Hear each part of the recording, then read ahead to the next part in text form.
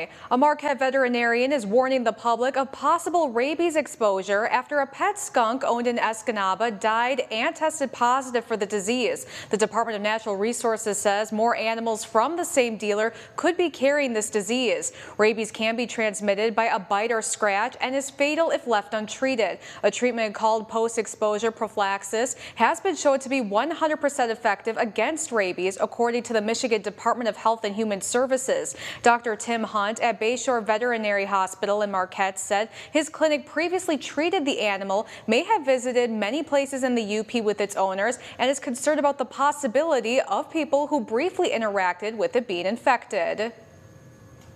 Encountered a skunk that was brought to us to get spayed several months ago, and that it was a pet skunk with all the papers that go along with having an exotic animal like that. And in handling the animal several times due to being spayed and then came back and wasn't feeling good, we ended up sending in the animal for testing, and it turned out to be rabies positive.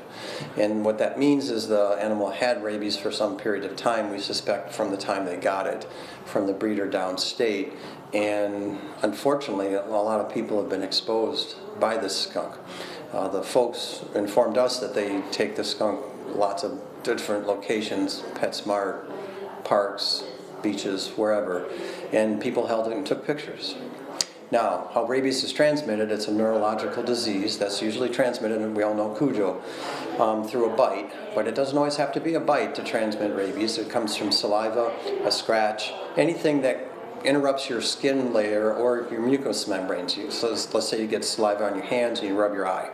You could get it that way, for instance. So with folks that may have handled this skunk named Dixie in the last several months, my advice to them is to consult with their physician to decide whether or not their exposure meets a criteria to go ahead and get treated. We here at the hospital, we have a number of people that have gone through prophylactic or post-exposure vaccine shots, I should say, just out of precaution.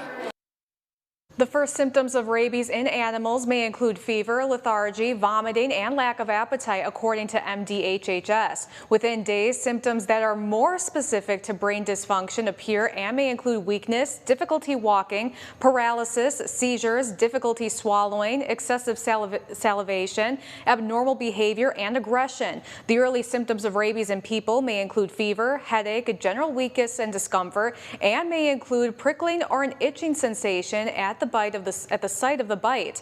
These symptoms may last for days. Over time, symptoms that are more specific to brain dysfunction appear and may include difficulty sleeping, anxiety, confusion, hallucinations, agitation, partial paralysis, difficulty swallowing, and a fear of water. Once symptoms of rabies occur, the disease is nearly always fatal.